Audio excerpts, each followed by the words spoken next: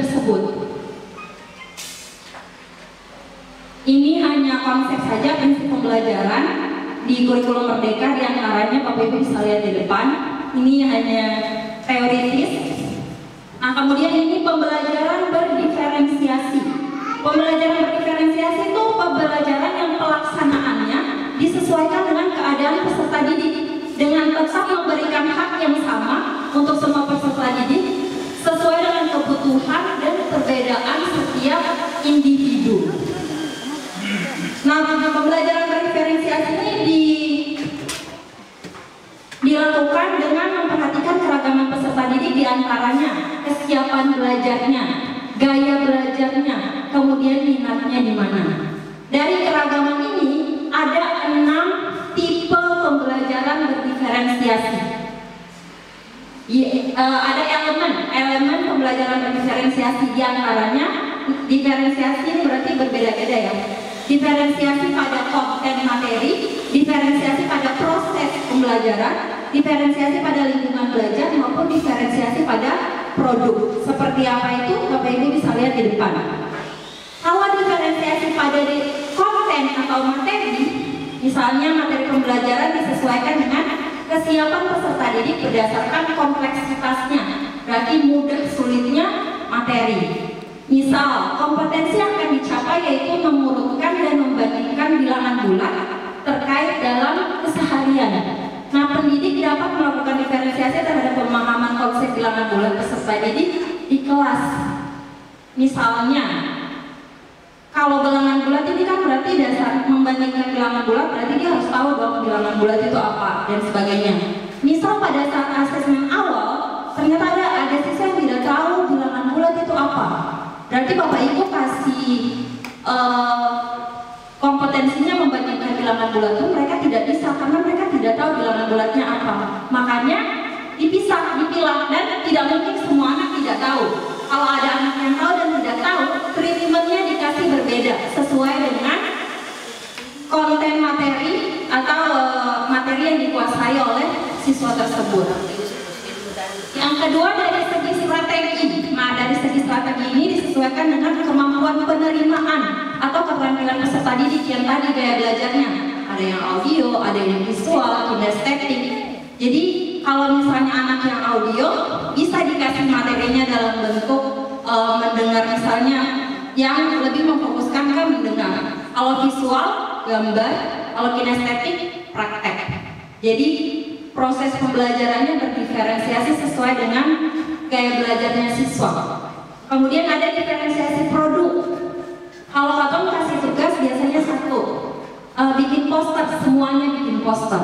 Tapi bisa jadi ada anak yang minatnya itu dia suka mendesain, oke, kasih tugasnya itu dalam bentuk mendesain. Tapi kalau misalnya dia sukanya berbicara, ya dikasih tugas misalnya buat podcast. Kamu berbicara sendiri, direkam, terus diupload di YouTube.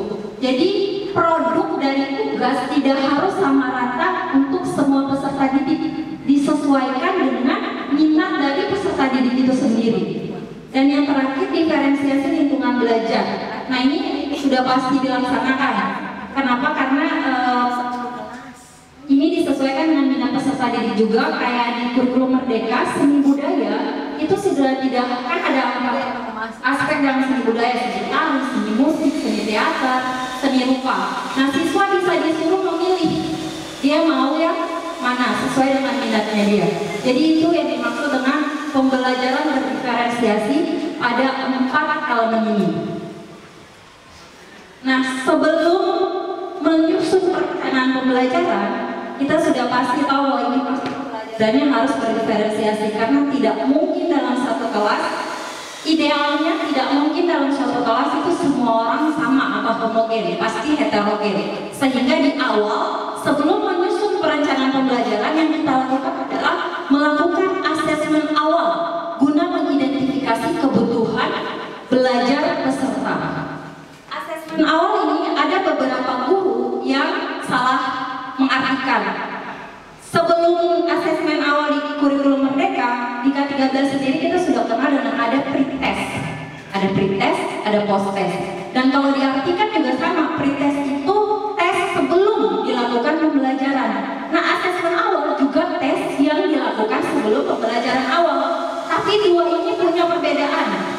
Kalau pretest itu fungsinya mau membandingkan kemajuan atau peningkatan yang terjadi yang ada pada peserta didik. Makanya kalau ada pretest pasti ada post test. Kemudian dibandingkan. Oh, kalau terjadi kenaikan berarti anak ini ada kemajuan. Kalau sama berarti tidak. Kalau menurun justru perlu dipertanyakan ini belajar apa di dalam kelas. Tapi kalau asesmen awal ini tujuannya bukan untuk membandingkan. Tujuannya untuk mengidentifikasi kebutuhan dari peserta didik. Mulai dari kebutuhan sebenarnya kompetensi awal apa yang harus dia miliki, gaya belajarnya dia seperti apa, minat bakatnya seperti apa. Dan tesnya tidak harus berupa tulisan. Tesnya itu beragam. Bisa di awal dikasih pertanyaan pemantik, bisa juga kegiatan permainan. Kan dari permainan kamu bisa lihat, oh anak ini memang dia cepat, dia aktif. Nah berarti mungkin dia kinestetik. Nah, bisa didukung lagi dengan observasi. Jadi tidak harus tes yang tertulis. Bisa juga dari pengamatan guru di kelas sebelum melakukan pembelajaran. Tapi tetap harus ada instrumennya.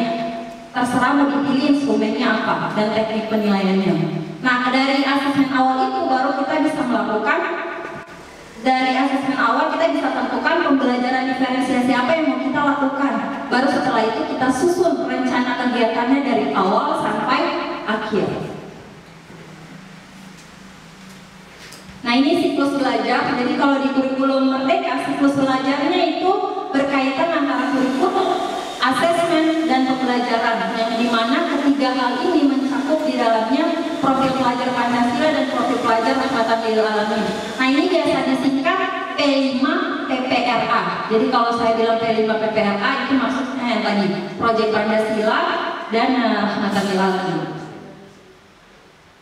Nah, skema proses perancangan kegiatan pembelajaran ada 4. Yang pertama, kita harus memahami capaian pembelajaran. Di sini hanya memahami, kenapa? Karena sudah disediakan oleh pemerintah. Kita tidak merumuskan lagi, tidak membuat lagi, hanya memahami. Kemudian yang kedua, merumuskan tujuan pembelajaran.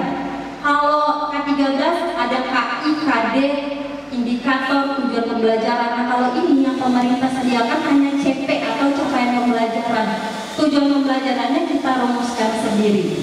Ada juga yang ketiga, menyusun alur tujuan pembelajaran. Nah, alur tujuan pembelajaran ini cuma diurutkan. Tujuan pembelajarannya misalnya ada 10, mana yang harus diajarkan duluan, mana yang terakhir, urutkan secara sistematis. Dan yang terakhir, perancang pembelajaran, modul ajarnya, kemudian asesmen. Capaian pembelajaran, CP atau disingkat CP adalah kompetensi pembelajaran yang harus dicapai peserta didik pada setiap fase. Dimulai dari fase fondasi pada PAUD. Nah, untuk Bapak Ibu bisa lihat di depan pembagian fasenya. Fase fondasi itu PAUD atau RA. Fase A itu SD kelas 1 sampai 2. Fase B SD kelas 3 sampai 4. Fase C SD kelas 5 sampai 6. Nah, fase D untungnya di MTS atau SMP hanya ada 1 fase. Kalau di SD itu ada 3 fase. Di SMA ada 2 fase, fase E dan F. Fase E khusus untuk kelas 10, fase F untuk kelas 11 dan 12. Di kurikulum Merdeka, CP ini dia sama dengan KI dan KD pada K13, digabungkan. Jadi Bapak Ibu kalau dulu kan ada KI, KD yang KI1, KI2, KI1 alur spiritualnya, sikapnya, kognitifnya, keterampilannya. Nah, kalau ini tidak, CP-nya itu sudah membuat itu. Jadi di kurikulum Merdeka beranggapan bahwa KI 1 sampai 4 tidak boleh terpisah. Mereka harus terangkum jadi satu di CP itu. Kemudian CP juga ada materi, maka itu bagian dari KD. Nah, komponen dari CP itu ada 5. Yang pertama, ini sebenarnya kan CP sudah ada. Maksud dari komponen ini adalah yang ada di dalam CP itu diantaranya pertama rasional mata pelajaran. Itu fungsi dari mata pelajarannya sendiri. Yang kedua tujuan mata pelajaran. Yang ketiga karakteristik mata pelajaran. Yang keempat CP setiap fase secara keseluruhan. Dan yang kelima, CP dalam setiap fase menurut elemen. Jadi CP ini terbagi dua lagi Bapak Ibu. Ada CP fase, ada CP elemen. Nah, Bapak Ibu bisa lihat yang sudah dibagikan sesuai dengan mata pelajaran. Jadi setiap CP suatu mata pelajaran itu ada elemen. Elemen itu maksudnya kelompok esensial. Kelompok esensial yang berlaku sama pada fase mata pelajaran. Bapak Ibu bisa lihat contoh di situ. Kalau CP matematika ada CP fase satu saja. Artinya apa? Di fase D kelas 7, 8, 9 CP untuk matematika cuma satu. Kalau di K13 kan KD untuk kelas 7 sendiri, KD sendiri, KD kelas 9 sendiri. Ini tidak. CP hanya satu untuk setiap fase. Nah, kemudian ada lagi CP elemen. CP elemen ini untuk matematika itu ada 5 elemennya. Bilangan, aljabar, pengukuran, geometri, kemudian analisis data dan peluang. Kalau di IPA cuma 2, pemahaman IPA dan keterampilan proses. Di bahasa, Bapak Ibu bisa lihat sendiri ada menyimak, membaca dan menghirsak. Nah, artinya apa? Pada elemen bilangan punya CP sendiri. Elemen aljabar punya CP sendiri. Elemen pengukuran juga punya CP sendiri. Itu yang dimaksud dengan CP elemen. Yang berikut, merumuskan tujuan pembelajaran. Nah, merumuskan tujuan pembelajaran ini ada 3 hal yang penting. Yang pertama, tujuan pembelajaran itu dia memuat kompetensi dan lingkup materi. Jadi di tujuan pembelajaran itu memuat kompetensi dan lingkup materi. Yang kedua, pendidik diberi keleluasan dalam menggunakan rujukan teori mana untuk merumuskan tujuan pembelajaran. Yang ketiga, ada 3 teknik yang bisa digunakan dalam merumuskan tujuan pembelajaran. Nah, kalau saya zaman kelas 7 sampai kelas 9. Nah, yang berikut itu TP, itu yang pertama, teknik pertama. Teknik kedua, Bapak Ibu rumuskan dengan menganalisis kompetensi dan lingkup materi. Menurut saya ini yang mudah ketimbang dari CP atau langsung buat. Kalau misalnya dari CP atau tentukan dulu, oh elemen dari CP ini kompetensinya apa yang ingin dicapai, lingkup materinya disusun, baru kita buat tujuan pembelajaran berdasarkan kompetensi dan lingkup materi itu. Itu lebih memudahkan cara berpikir kalau menurut saya ketimbang CP satu itu lalu saya harus langsung susun tujuan pembelajaran. Makanya teknik kedua ini lebih memudahkan. Jadi kita tahu dulu lingkup materinya apa, kompetensinya apa, baru kita susun tujuan pembelajarannya. Seperti Bapak Ibu bisa lihat di depan, jadi tujuan pembelajarannya disusun berdasarkan kompetensi dan lingkup materi. Yang terakhir, merumuskan tujuan pembelajaran lintas elemen. Nah, ini juga bisa terjadi. Contohnya di matematika, ada 2 elemen yang sebenarnya bisa diintegrasikan, pengukuran dan geometri. Di mana elemen pengukuran itu peserta didik dapat mengukur panjang dan berat sampai seterusnya. Kemudian di elemen geometri, peserta didik dapat mendeskripsikan ciri berbagai bentuk bangun datar. Nah, ini kan 2 hal yang sebenarnya saling berkaitan. Mengukur, kemudian ada bangun datar. Di bangun datar kan ada luas, volume, sehingga peserta didik pasti mengukur. Makanya 2 elemen ini bisa dirumuskan tujuan pembelajaran dari 2 elemen ini. Sehingga tujuan pembelajarannya diurutkan mulai dari menentukan hubungan antara satuan, menjelaskan cara mengukur, ciri bentuk bangun datar, dan terakhir mengukur bangun datar. Seperti itu. Jadi ada 3 teknik ini, silakan boleh dipilih mau menggunakan teknik sesuai dengan Bapak Ibu. Dibebaskan. Yang berikutnya tadi CP sudah, TP sudah, sekarang ATP atau alur tujuan pembelajaran. Nah, alur tujuan pembelajaran ini sebenarnya tujuan tujuan pembelajaran yang Bapak Ibu urutkan, itu saja. Makanya Bapak Ibu bisa lihat gambar di depan, dari fase awal kelas 7 sampai fase akhir kelas 9, tujuan pembelajarannya apa saja, kemudian diurutkan secara sistematis. Nah, pengurutan atau menyusun ATP-nya itu ada 6 cara. Ini juga hanya teori. Bisa Bapak Ibu dari yang materi konkret dulu. Misalnya dari CP, Bapak Ibu susun TP. Misalnya ada 10 TP. Lalu Bapak Ibu mau susun dari yang 1 sampai 10 yang mana. Dari yang 1 misalnya Bapak Ibu pilih cara menyusun konkret ke abstrak. Berarti lihat tujuan pembelajaran mana yang materinya itu konkret, dia di awal. Baru menuju ke materi yang abstrak, dia di urutan berikutnya. Bisa juga pakai deduktif, umum dulu ke khusus, mudah ke sulit, hierarkinya. Misal kalau di fisika sebelum belajar besaran turunan harus besaran pokok dulu. Nah itu berdasarkan hierarki. Terus ada prosedural sama scaffolding. Scaffolding ini contohnya saja, kalau misalnya mau ajar renang, misalnya siswa diajar mengapung dulu, nanti setelah itu dilepas pelan-pelan. Jadi step by stepnya itu mengurangi perlakuan yang diberikan ke siswa.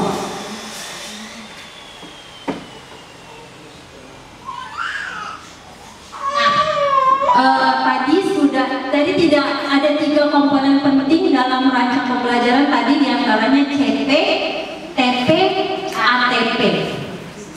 Supaya tidak menyulitkan Bapak Ibu, sebenarnya kita hanya kewalahan di susun TP. Kalau kewalahan jangan dipikir sulit, silakan ambil yang dari indikator. Itu bisa Bapak Ibu rangkum 4 indikator jadi 1 untuk jadi tujuan pembelajaran. Dan sudah sangat banyak contoh TP, ECP, ETP, dan ATP yang ada di internet. Pemerintah memberikan keleluasaan bagi peserta didik. Misal untuk kita yang baru awal, boleh pakai adopsi yang ada, boleh. Nanti kalau misalnya tahun pertama sudah seperti itu, oh ternyata dia kurang sesuai nih dengan madrasah, saya mau kembangkan dia, silakan. Tapi yang penting tidak menyulitkan Bapak Ibu. Yang berikutnya, merancang. Kalau merancang pembelajaran kan kita kenal dengan istilah RPP kalau di kurikulum K13. Nah di kurikulum Merdeka juga ada. Jadi pilihan dokumen perencanaan pembelajaran pada kurikulum Merdeka ada 2. Yang pertama RPP, rencana pelaksanaan pembelajaran. Yang kedua modul ajar. Tapi Bapak Ibu bisa lihat ada komponen minimum pada RPP maupun modul ajar. Jadi secara garis besar keduanya sama. Yang membedakan modul ajar itu dia lebih komplit, lebih lengkap. Kemudian karena bisa dilihat kalau komponen minimum RPP ada tujuan pembelajaran, langkah-langkah kegiatan. Itu yang mana yang pernah Bapak Ibu susun di 13 kegiatan inti, kegiatan pembuka, inti, penutup, itulah langkah-langkah kegiatan. Jadi tetap ada Bapak Ibu di kurikulum Merdeka. Kemudian asesmen awal dan asesmen di akhir. Nanti setelah ini baru kita pelajari asesmen itu ada apa saja. Kalau di komponen minimum modul aja itu ada tujuan, ada langkah-langkah. Bisa satu modul itu bisa terdiri dari beberapa pertemuan. Jadi tidak harus satu modul satu pertemuan. Ada guru yang mau susun satu modul satu pertemuan, silahkan. Kalau yang mau mencakup beberapa pertemuan juga silahkan. Yang penting tiap pertemuan yang langkah kegiatannya juga tetap tercantum di modul. Jadi kalau modul satu pertemuan pasti dia serta lalu tabal, tipis saja. Kalau modul yang merangkum 4 pertemuan misalnya ya sudah, dia lebih tebal.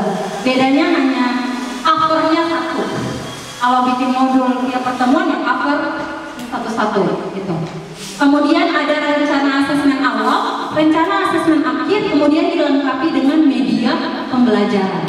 Secara otomatis kalau Bapak Ibu pilih bikin modul ajar, tidak perlu lagi bikin RPP, karena RPP sudah termuat di dalam modul ajar. Dan di kurikulum Merdeka memang lebih ditekankan untuk membuat modul ajar. Karena kalau Bapak Ibu bikin RPP saja, ditambahin lagi dengan modul ajar. Jadi mending sekalian modul ajar saja. Nah, ini komponen lengkapnya. Contohnya juga sudah banyak. Ini saya mau bagikan contoh modul ajar dari Piki.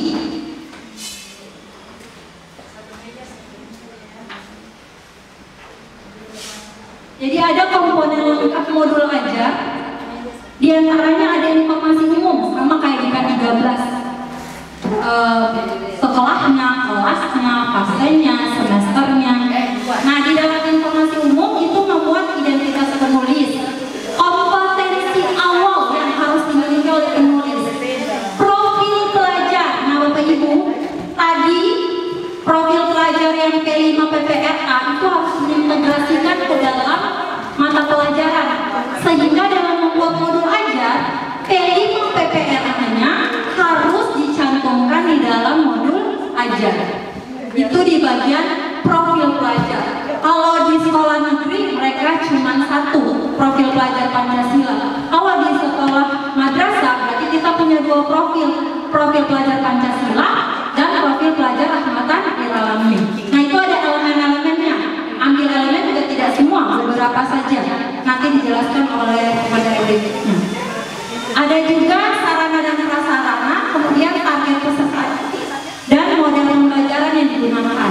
Komponen intinya berisi tujuan pembelajaran, asesmennya seperti apa. Makanya modulnya banyak, tapi kalau kita punya link untuk masuk. Kalau tidak ada berarti sharing langsung dengan teman sejawat yang mungkin di sekolah negeri, bisa minta contoh modulnya. Tapi kembali lagi ingat, kita punya profil pelajar rahmatan lil alamin yang harus ditambahkan, karena itu tidak ada di sekolah negeri. Ya Bapak Ibu, itu modul yang sudah diberikan. Ini materi terakhirnya tentang asesmen pembelajaran. Yang akan saya jelaskan di depan itu ada 4 hal terkait dengan APEK asesmen. Yang pertama konsep dasarnya, yang kedua perencanaan asesmennya, yang ketiga pengolahan hasil asesmen, dan yang keempat pelaporannya. Nah, konsep dasar ada prinsip asesmen. Nah, ini juga teori. Sebenarnya dalam setiap asesmen yang kita lakukan itu sudah menganut prinsip tersebut. Kemudian karakteristiknya. Di kurikulum Merdeka, asesmen itu secara umum hanya terbagi 2. Yang pertama asesmen formatif dan yang kedua asesmen sumatif. Kedua asesmen ini punya satu ciri yang sama, satu karakteristik yang sama, yaitu dua-duanya digunakan sebagai umpan balik maupun perbaikan proses pembelajaran. Jadi kalau misalnya Katong melakukan asesmen tujuannya cuma mau menilai, oh pembelajaran ini siswa sampai di mana, itu K13. Kalau di kurikulum Merdeka kita perlu merefleksi lagi. Kalau misalnya hasil akhirnya anak-anak kurang, peserta didik maupun pendidik itu punya kewajiban untuk memperbaiki apa yang kurang, apa yang salah, apa yang harus ditambah. Nah, untuk asesmen formatif itu dia terpadu dengan pembelajaran. Selama pembelajaran berlangsung, tanya jawab yang menggunakan rubrik, tugas, selama itu dia digunakan untuk memperhatikan kemajuan penguasaan dalam berbagai ranah peserta didik, itu masuk asesmen formatif. Sedangkan asesmen sumatif itu fungsinya selain umpan balik tadi, dia fungsinya adalah alat ukur untuk mengetahui pencapaian hasil belajar. Kalau kita lihat formatif sama sumatif, itu kita bisa klasifikasikan misalnya satu tujuan pembelajaran, ibu-ibu dong ada kasih tugas 4 tugas misalnya atau 2 tugas. 2 tugas itu jadinya formatif. Kalau misalnya asesmen sumatif itu dia mengukur tujuan pembelajarannya. Kalau tujuan pembelajarannya 1, ya sumatifnya dilakukan di akhir setelah tujuan pembelajaran semua sudah tercapai. Rangkaian kegiatan pembelajaran untuk mencapai 1 tujuan pembelajaran tadi sudah selesai dilakukan. Nah, terakhir Bapak Ibu lakukan evaluasi atau tes, itu masuk dalam kategori asesmen sumatif. Jadi dia capaian hasil belajarnya dibandingkan dengan kriteria. Nanti habis itu kita juga belajar ada KKTP. Jadi di kurikulum Merdeka tidak ada lagi KKM, tidak ada lagi KBM. KKM itu tidak ada, kriteria ketuntasan minimum itu tidak ada, atau kriteria belajar minimal itu tidak ada. Diganti dengan kriteria ketuntasan tujuan pembelajaran. Jadi sebenarnya ini hanya ganti-ganti isi istilah saja. Banyak orang yang kalau habis itu pelatihan ini, aduh cuma ganti istilah saja. Para proyek, kalau kata orang. Nah, dari dua asesmen tadi terjadi pembentukan paradigma dalam asesmen. Selama ini pelaksanaan asesmen itu cenderung berfokus pada asesmen sumatif yang dijadikan acuan untuk mengisi laporan pendidikan. Asesmennya sendiri jarang kita pakai sebagai bahan evaluasi diri. Itu kekurangannya. Makanya diubah paradigmanya. Ya kalau yang awal khusus untuk lihat capaian pembelajaran, kalau yang di kurikulum Merdeka selain melihat ketuntasan capaian pembelajaran juga harus dijadikan untuk bahan perbaikan. Makanya kalau kecenderungan pelaksanaan asesmen sebelumnya itu Bapak Ibu bisa lihat di gambar di depan, kalau assessment as learning itu berarti asesmen sebagai proses pembelajaran. Assessment for learning itu asesmen untuk proses pembelajaran. Assessment as learning itu assessment of learning itu asesmen pada akhir proses pembelajaran. Kalau sebelumnya asesmen sebagai proses pembelajaran itu dia hanya sedikit biru kecil di atas. Tapi pada kurikulum Merdeka yang biru kecil di atas yang untuk sebagai proses pembelajaran itu dia di bawah. Piramidanya terbalik. Dia mendapatkan porsi yang lebih besar, mendapatkan perhatian dari guru yang harus lebih besar. Jadi asesmen formatif itu jauh lebih banyak dibanding asesmen sumatif. Dan untuk tujuan tadi untuk perbaikan.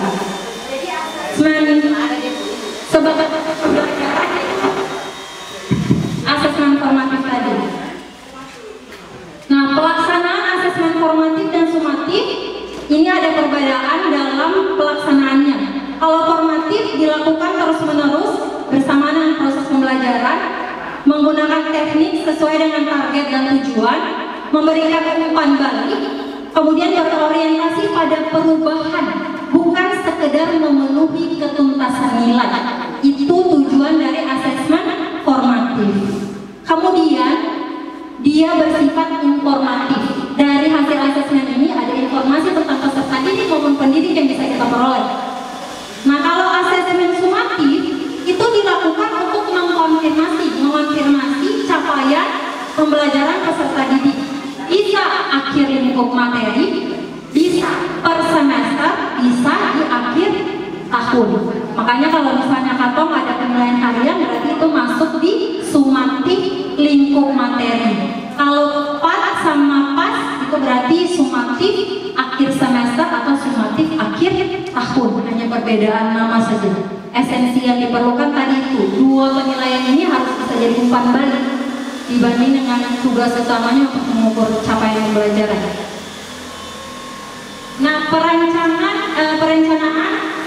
pelajaran itu ada 3. Yang pertama mengembangkan KKTP dari TP. Jadi ada istilah baru lagi KKTP, kriteria ketuntasan atau kriteria ketercapaian tujuan pembelajaran. Ada CP, TP, ATP, KKTP. Ini istilah baru yang Bapak Ibu harus familiar karena akan kita gunakan. Yang kedua menentukan teknik. Yang ketiga menentukan instrumen. Nah, KKTP pengolahan hasil penilaian itu dapat dilakukan dengan menganalisis secara kuantitatif atau kualitatif terhadap hasil pelaksanaan penilaian berupa angka atau deskripsi. Pendidik perlu menentukan kriteria untuk memetakan ketercapaian tujuan pembelajaran. Untuk mengetahui apakah peserta didik telah berhasil mencapai tujuan pembelajaran, maka peserta pendidik perlu menetapkan kriteria atau indikator ketercapaian tujuan pembelajaran. Kriteria ini disusun atau dikembangkan saat menyusun pembelajaran, baik itu di RPP maupun modul. KKTP itu bisa disusun atau dikembangkan melalui 3 cara. Pertama, menggunakan deskripsi kriteria. Yang kedua, menggunakan rubrik. Yang ketiga, menggunakan interval nilai. Tapi ada beberapa hal yang perlu diperhatikan dalam menentukan KKTP. Itu yang pertama, tidak disarankan pakai angka mutlak. Kalau kebanyakan Katuang langsung pakai angka mutlak, misalnya nilainya 75. Jadi kalau 75 itu sudah C, cukup. Di bawahnya berarti belum memenuhi kriteria. Itu berarti Katuang pakai angka mutlak. Nah, di sini disarankan untuk tidak menggunakan angka mutlak. Baiknya menggunakan deskripsi, misal mahir, perlu dibimbing, atau berkembang, belum berkembang. Jadi yang digunakan adalah deskripsi. Kalaupun ternyata ribet sekali pakai deskripsi, pakai interval. Jadi tidak menggunakan angka mutlak, pakai interval. Misalnya dari 0 sampai berapa, 50, 51 sampai 60 dan seterusnya. Nah, ada 3 cara mengembangkan KKTP ini. Yang pertama, menggunakan deskripsi kriteria. Contoh, salah satu tujuan pembelajaran mata pelajaran bahasa Indonesia di fase C itu mampu menulis laporan hasil pengamatan dan wawancara ketik. Nah, berarti harus ada kriterianya dong. Kalau misalnya tujuan pembelajaran ini sudah tercapai oleh peserta didik atau tidak. Nah, kriterianya, cara pertama, susun menggunakan deskripsi. Kalimatnya sudah ada di depan. Laporan peserta didik menunjukkan kemampuan menulis teks eksplanasi hasil pengamatan dan pengalaman secara jelas. Ditambahkan lagi, laporan menjelaskan hubungan kausalitas yang logis disertai dengan argumen yang logis sehingga dapat meyakinkan pembaca. Kalau kita lihat seperti ini, sebenarnya dia sama kayak tujuan pembelajaran di K13. Kalau K13 kan urutannya KI, KD, indikator, dari indikator K7. Bisa satu indikator ada 2 TP, tujuan pembelajaran. Nah, kalau di sini TP yang tujuan pembelajaran di K13 itu dia seperti KKTP di kurikulum Merdeka. Bapak Ibu bisa lihat contoh di modul. Ada satu tujuan pembelajaran, sifatnya masih umum. Nah, kriteria ketuntasannya ada 2 atau 4 atau 5 misalnya. Nah, itu sama saja kalau menurut saya dengan tujuan pembelajaran waktu di kurikulum K13. Yang kedua, menggunakan rubrik. Jadi bisa digunakan rubriknya. Kalau tadi pakai kriteria, dia mampu menuliskan laporan. Nah, syaratnya apa? Kalau menggunakan rubrik, berarti harus ada rubriknya. Rubriknya itu dari kemampuan paling rendah sampai kemampuan paling tinggi. Misal di situ dicontoh dalam tujuan pembelajaran peserta didik mampu